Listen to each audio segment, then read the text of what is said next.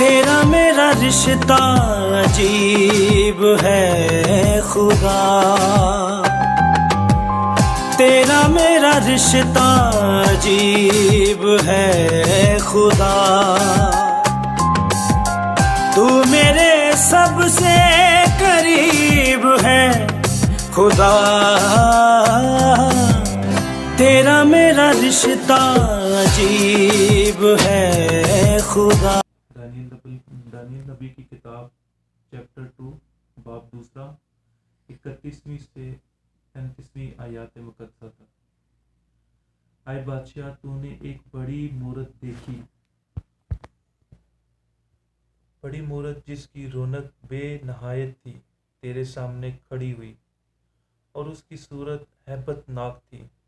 उस मूरत का सर खालिस सोने का था और उसका सीना और उसके बाजू चांदी के, उसका शजम और उसकी रातें तांबे की थीं, उसकी टांगें लोहे की और उसके पांव कुछ लोहे के और कुछ मिट्टी के थे। तो उसे देखता रहा यहाँ तक कि एक पत्थर हाथ लगाए बगैर ही काटा गया और उस मूरत के पांव जो लोहे और मिट्टी के थे लगा और उनके टुकड़े टुकड़े कर दिया। तब लोहा और मिट्टी और तांबा और चांदी और सोना टुकड़े टुकड़े किए गए और ताबस्तानी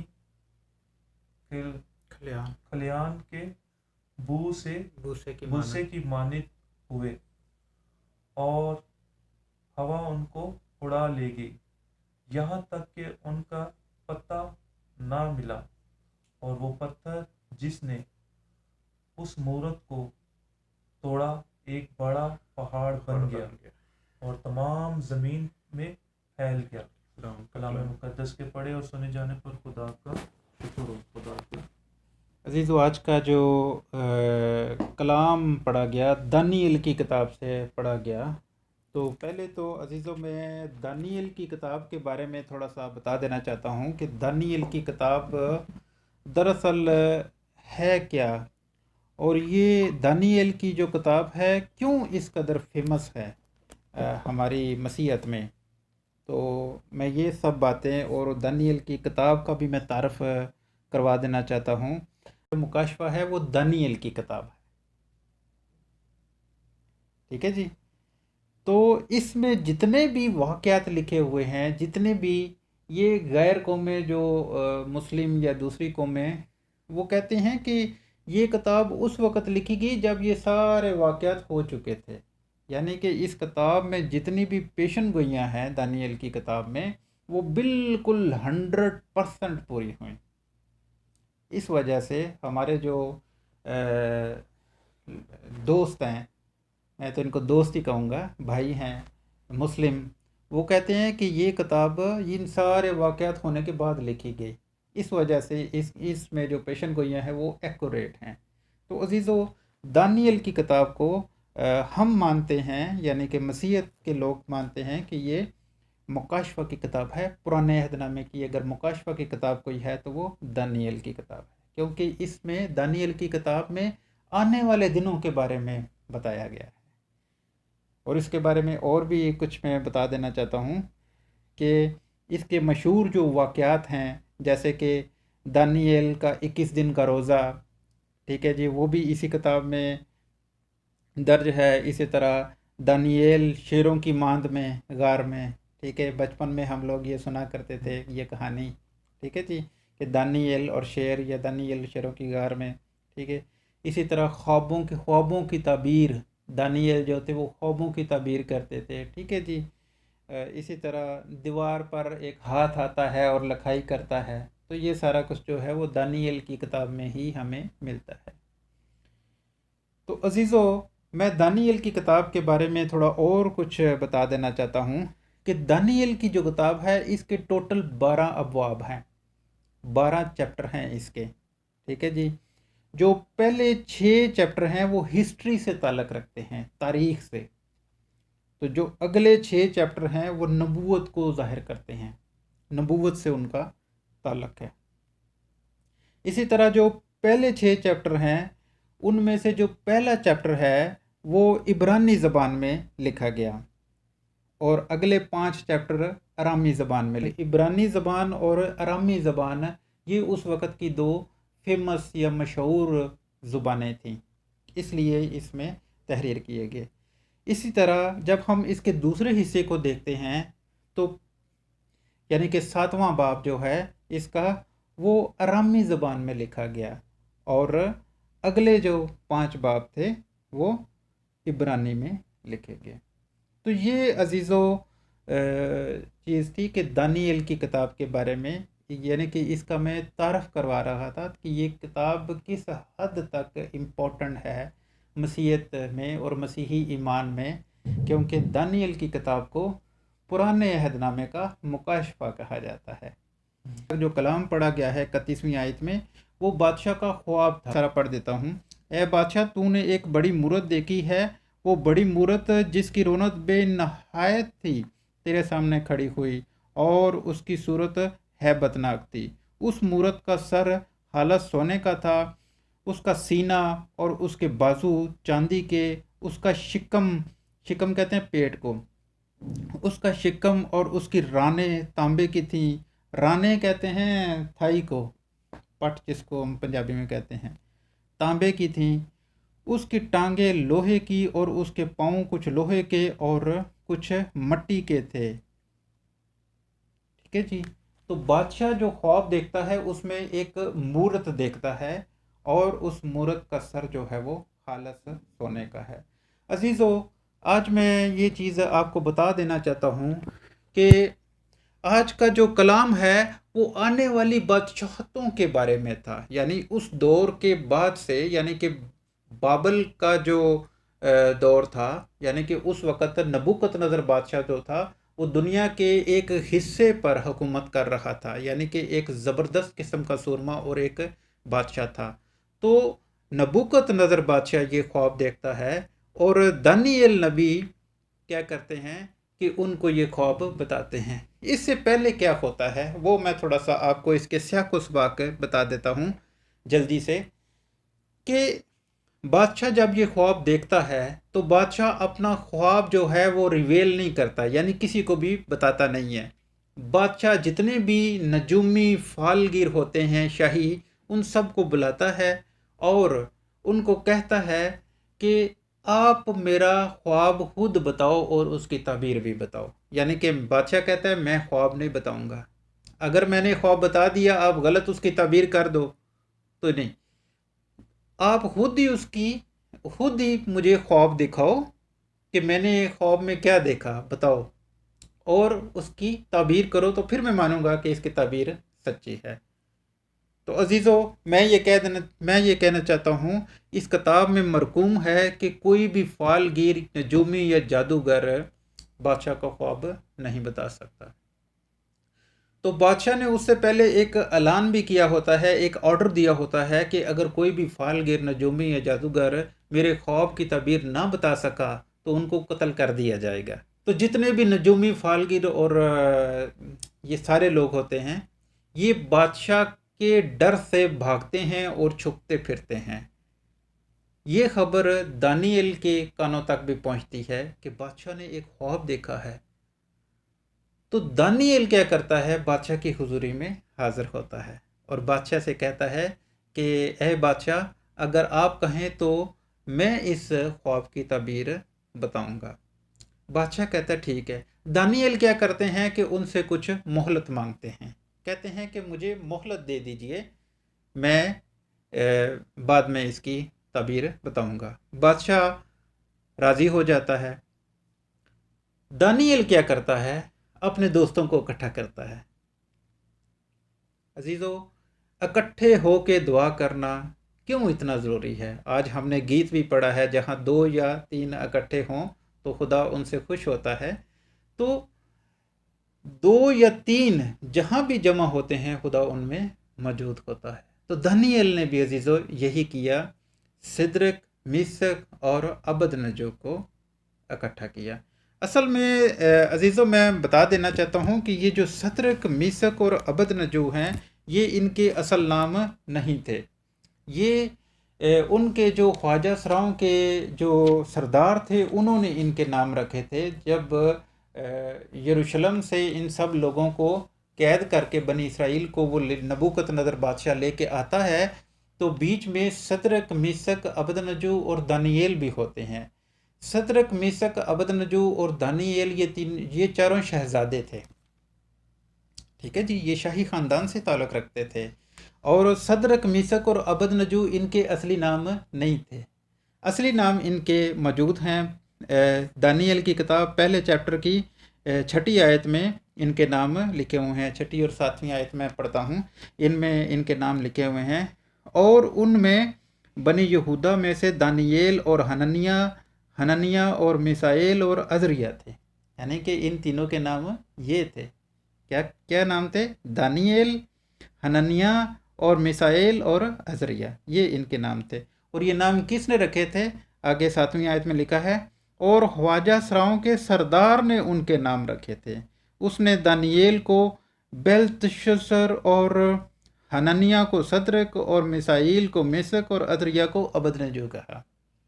असल में अजीज़ों, ये जो सदरक, मिसक और अबदनजू थे, ये उनके देवी देवताओं के नाम थे, जो कि उन्होंने इन चारों दोस्तों के रख दिए थे। तो दानियल क्या करता है कि अपने इन्हीं 3 दोस्तों को इकट्ठा करता है और दुआ करता है, और उस ख्वाब के बारे में जो कि बादशाह ने देखा होता है, खुदा से दुआ करते हैं, इबादत करते हैं कि ए खुदा, वो जो बादशाह ने ख्वाब देखा है वो हम पे रिवील कर दे, ताकि हम बादशाह को बादशाह का ख्वाब दिखा सकें और उसकी ताबीर भी बता सकें। तो अजीज़ों, ये मिल बैठ के इबादत करना या दुआ करना इसलिए ज़बरदस्त है कि यहाँ पर खुदा की हजूरी होती है। जहाँ 2 या 3 इकट्ठे होते हैं, खुदा उनमें मौजूद होता है। ये खुदा का वादा है। तो इसी तरह दानियल ने भी ये मुनासिब समझा कि मैं अपने दोस्तों को इकट्ठा करके तो दुआ करूँ। तो अजीज़ों, जब दानियल दुआ करता है तो खुदा दानियल की मदद करता है, और जो ख्वाब बादशाह ने देखा होता है वो दानियल को रिवील हो जाता है। यानी कि उसकी सारी तस्वीर जो है वो दानियल को नज़र आ जाती है, वो पूरी स्टोरी। और दानियल बादशाह की हुजूरी में हाज़िर होता है। और यहाँ पे 31 आयत में लिखा है कि और दानियल बादशाह को ये ख्वाब सुनाता है कि ए बादशाह, तुमने ख्वाब में क्या देखा। असल में इसके पीछे ये स्टोरी थी कि नबूकतनज़र बादशाह एक ख्वाब देखता है, और नबूकतनज़र बादशाह दानियल नबूकतनज़र बादशाह को कहता है कि ए बादशाह, तुमने एक बहुत बड़ी मूरत देखी है जिसका सर क्या है? खालस सोने का है। अजीज़ों, दरअसल ये जो मूरत उसने बादशाह ने देखी थी, ये दरअसल बादशाहतें थीं। तो दानियल बादशाह की हुजूरी में जाता है और बादशाह को कहता है कि ए बादशाह, तुमने जो मूरत देखी है उसका सर खालस सोने का है, और वो जो खालस सर सोने का है वो तेरी हुकूमत है, वो तेरी हुकूमत है। तेरे बाद तुझसे एक कमज़ोर हुकूमत आएगी जी।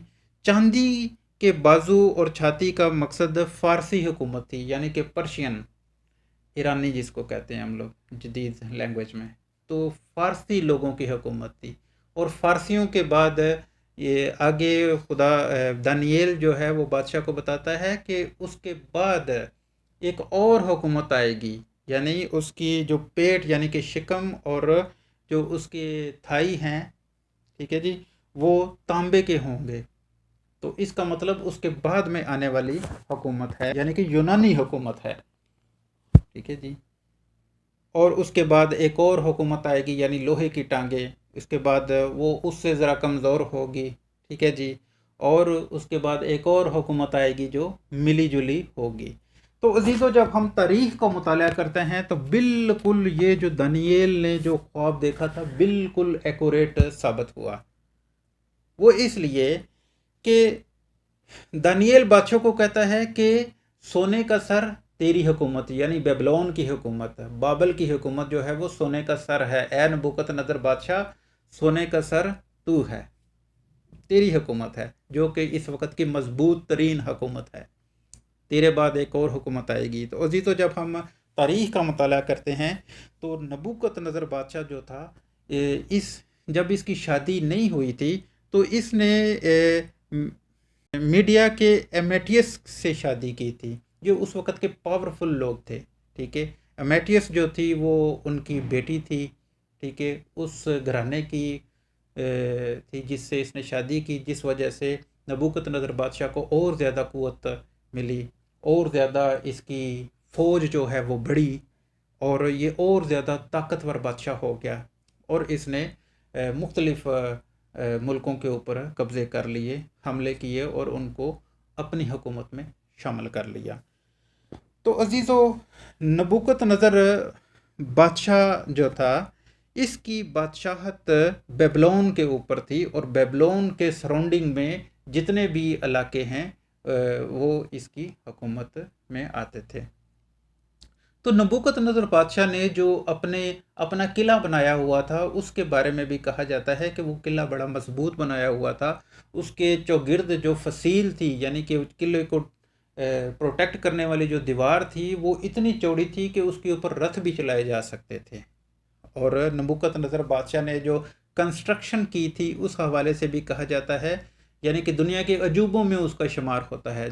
जैसे कि हम गूगल में लिखते हैं हैंगिंग गार्डन्स, तो जब हैंगिंग गार्डन्स लिखते हैं तो नबूकत नज़र बादशाह का नाम भी उसमें आ जाता है कि हैंगिंग गार्डन्स जो है वो नबूकत नज़र बादशाह ने बनवाए हैं। तो अजीज़ों, ये जो नबूकत नज़र बादशाह है, हमारे जो मुस्लिम दोस्त हैं या मुस्लिम स्कॉलर्स हैं, वो इसका नाम बख्त नज़र कहते हैं। साइरस ने उसके ऊपर हमला किया। साइरस एक बादशाह था, ठीक है जी, उसने 539 कबल मसीह में उसके ऊपर हमला किया और उसकी हुकूमत जाती रही नबूकत नज़र बादशाह की, क्योंकि नबूकत नज़र बादशाह को एक घमंड था अपनी ताकत के ऊपर, और खुदा को ये उसका घमंड जो है वो पसंद नहीं आया, क्योंकि ये घमंड ये करता था कि मुझे कोई भी फतह नहीं कर सकता, यानी कि मैं इतना शक्तिशाली हूँ, मैं इतना शक्तिशाली बादशाह हूँ कि मुझे कोई फतह नहीं कर सकता, कोई पराजय नहीं कर सकता। बादशाह साइरस था, और उसके बाद जो और बादशाह आते गए, तो इन लोगों ने 208 साल तक दुनिया पर हुकूमत की। 200 लगभग 2 सदियां तक दुनिया पर हुकूमत। जब साइरस की जो हुकूमत थी, यानी कि फ़ारसियों की जो हुकूमत थी, साइरस के बाद और भी बादशाह बनते गए 208 साल तक इन्होंने पूरी दुनिया पर हुकूमत की, यानी कि वो इलाके जो उस वक़्त तक दरियाफ्त हो चुके थे उनके ऊपर हुकूमत की। तो उसके बाद अजीज़ों, एक और क़ुव्वत उभरती है, यूनानियों की क़ुव्वत, यानी कि ये बिल्कुल जो हमने कलाम पढ़ा है उसके मुताबिक हो रहा है कि पहली हुकूमत सोने का सर, उसके बाद थोड़ी कमज़ोर हुकूमत आई, और फिर अभी यूनानी हुकूमत। तो यूनानी हुकूमत जो है अजीज़ों, ये कायम हो जाती है, और ये फ़ारसियों को फ़तह कर लेते हैं। फ़ारसियों की जितनी भी ज़मीन होती है, जितना भी इलाका होता है, उसको फ़तह कर लेते हैं और उनको अपनी हुकूमत में शामिल कर लेते हैं अजीज़ों। तो सिकंदर आज़म का नाम जहन में आता है, सामने आता है, ठीक है जी।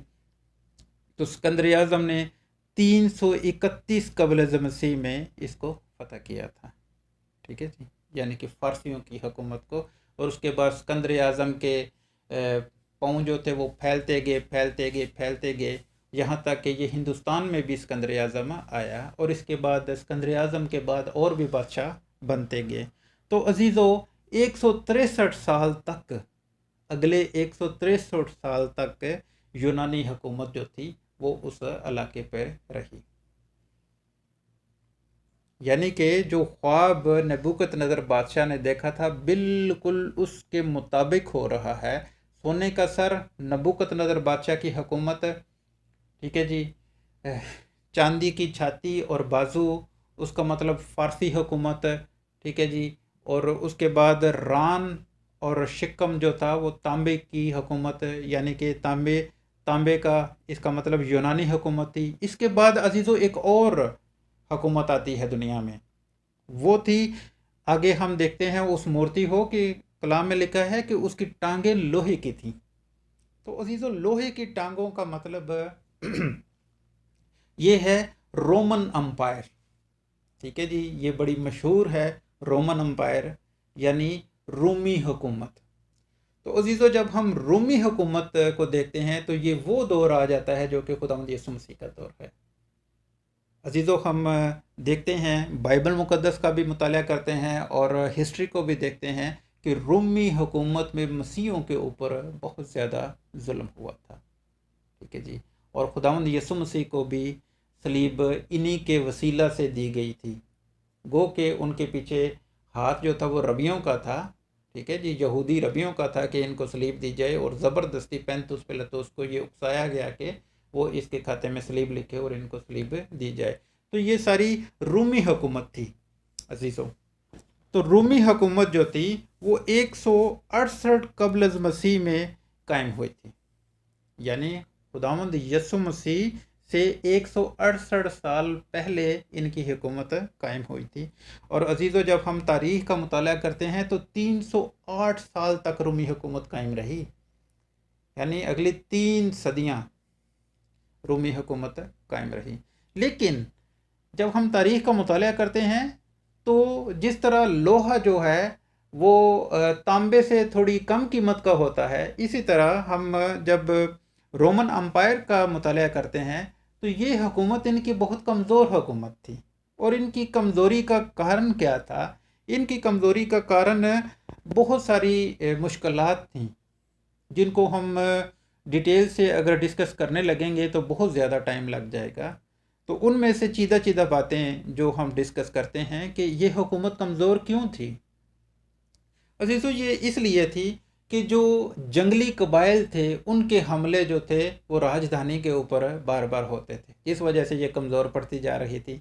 इसके अलावा मुआशी परेशानी थी, यानी कि इनकम कम थी, ये भी एक बहुत बड़ी प्रॉब्लम थी। इसके अलावा करप्शन बहुत ज़्यादा थी इस हुकूमत में। करप्शन की वजह से भी ये हुकूमत गिरती गई।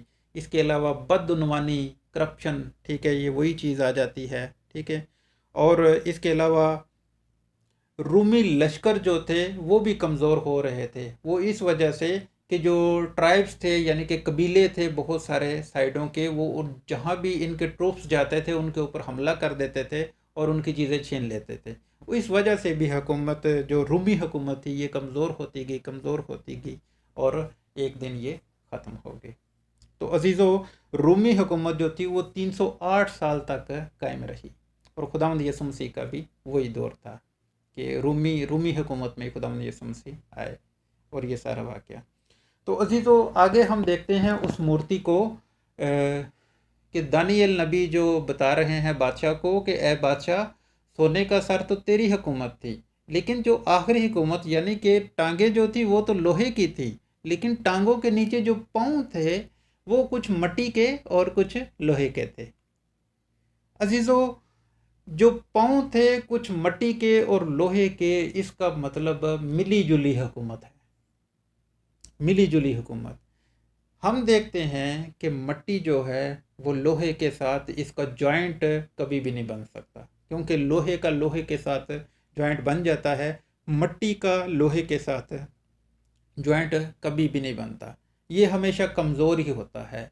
तो अजीज़ों, आगे हम देखते हैं कि जितनी भी हुकूमतें, मिली जुली हुकूमतें बनी उस दौर के बाद, यानी कि रोमन अम्पायर के बाद जितनी भी हुकूमतें आती गईं वो इन सारी हुकूमतों से बहुत कमज़ोर थीं, मिली जुली थीं, यानी कि अगर उनका आपस में इत्तेहाद होता था तो ये इत्तेहाद इनका टूट भी जाता था। ठीक है जी, एक वीज़ा ऐसा भी है, हम यूरोपियन यूनियन का देखते हैं कि वो अगर वीज़ा हासिल कर लिया जाए तो यूरोपीय यूनियन के और बहुत सारे ममालिक के हम बिना वीज़े के वहाँ विज़िट कर सकते हैं, एक ऐसा वीज़ा भी है। यानी कि इन हुकूमतों का इत्तेहाद आपस में बना और फिर टूटा। अभी हम देखते हैं जैसे कि यूरोपीय यूनियन, ठीक है जी, तो ये भी एक मिली जुली हुकूमत है ना, कि ये चाहते हैं कि हम पूरी दुनिया के ऊपर राज करें। अफ़गानिस्तान के ऊपर इन्होंने हमला किया, ठीक है जी, और ये सारा कुछ हम देखते हैं, जहाँ चाहते हैं ये हमला करते हैं। और अभी हम देखते हैं कि यूरोपीय यूनियन, इंग्लैंड उसमें से बाहर हो गया, तो ये हुकूमतें जो हैं ये कमज़ोर होती हैं, मिली जुली हुकूमतें हैं ये, ठीक है जी। तो खुदावंद का कलाम भी यही कह रहा है कि पाँव जो थे वो कुछ लोहे के और कुछ मट्टी के, यानी कि लोहा और मट्टी आपस में मेल नहीं खाते। तो जो उसके बाद की जितनी भी हुकूमतें आती गई वो और ज़्यादा कमज़ोर थी। तो अजीज़ों, आगे हम पढ़ते हैं खुदावंद के कलाम में से ही, दानियल की किताब में से, कि दानियल नबी बादशाह को कहते हैं कि एक पत्थर बिना हाथ लगाए आता है और उस मूरत के पाँव में जाके लगता है और वो मूरत जो है वो टुकड़े टुकड़े हो जाती है, ठीक है जी, और नेस्त हो जाती है और हवा में उड़ जाती है, यानी कि इतनी रेजा रेजा हो जाती है कि ये हवा में उड़ जाती है। तो अजीज़ों, हम आगे पढ़ेंगे खुदावंद के कलाम में से दानियल की किताब 2 बाब और उसकी 44वीं आयत में, कि ये पत्थर जो कि मूरत को लगता है और मूरत तबाह बर्बाद हो जाती है और खलियान के भूसे की मानद कलाम में लिखा है कि उड़ जाती है। तो इसके बाद क्या होता है कि ये पत्थर बढ़ता है और पूरी दुनिया में फैल जाता है। इस पत्थर के बारे में आगे पढ़ते हैं। 44वीं आयत में लिखा है, और उन बादशाहों के अयाम में आसमान का खुदा एक सल्तनत बर्पा करेगा जो ताअबद नेस्त ना होगी, और उसकी हुकूमत किसी दूसरी हुकूमत के हवाले ना की जाएगी, बल्कि वो इन तमाम मुमलिकतों को टुकड़े टुकड़े और नेस्त करेगी और वही अबद तक कायम रहेगी। अजीज़ों, इसका मकसद है कि वो जो पत्थर जिसने उस बड़ी मूरत को, यानी कि जितनी भी बादशाहतें थीं उन सब को ख़त्म कर दिया। अजीज़ों, एक खुशी की खबर बताना चाहता हूँ, वो मसीह यस्सु की हुकूमत है। खुदावंद यस्सु मसीह की अजीज़ों हुकूमत है, जो कि जितनी भी बादशाहतें हैं सब ख़त्म हो जाएंगी और खुदावंद यस्सु मसीह की अबद तक जो हुकूमत है वो कायम रहेगी, और ये इस हुकूमत का अंत नहीं होगा। ये इतनी मजबूत होगी कि इसको कोई भी फतह नहीं कर सकेगा। अजीज़ों, तो दानियल ने जो ख्वाब बताया और उसकी ताबीर बताई, उसका मकसद अजीज़ों ये था। आगे हम मुकाशफा की किताब भी पढ़ते हैं। मुकाशफा की किताब में लिखा है, मुकाशफा की किताब 11वां बाब और उसकी 15 आयत में, जहाँ के रिवेल होती हैं ये बातें। 15 आयत में लिखा है, और जब 7वें फरिश्ते ने नरसिंगा फूंका तो आसमान पर बड़ी आवाज़ें इस मजमून की पैदा हुई कि दुनिया की बादशाही हमारे खुदावंद और उसके मसीह की हो गई और वो अब्दुल आबाद बादशाही करेगा। तो अजीज़ों, खुदावंद यीशु मसीह की बादशाही जो है वो अब्दुल आबाद रहेगी। दुनिया की सारी बादशाहतें नेस्त हो जाएंगी, खुदावंद यीशु मसीह की बादशाहत अबद तक कायम रहेगी। तो अजीज़ों, हमें अपने दिल में सोचने की ज़रूरत है कि क्या अब तक हमने खुदावंद यीशु मसीह को अपना नजात दहिंदा और बादशाह माना है? अगर अजीज़ों हमने अपना नजात दहिंदा और बादशाह खुदावंद यीशु मसीह को नहीं माना, तो अभी ज़रूरत है कि हमें खुदावंद यीशु मसीह को अपना नजात दहिंदा मानने की ज़रूरत है और उसको अपना रहबर मानने की ज़रूरत है। और उसने जो हमें कलाम सिखाया, जो तमसीलें सिखाएं, उसको हमें फॉलो करने की ज़रूरत है। खुदावंद इस कलाम के वसीला से आप सबको बरकत दे।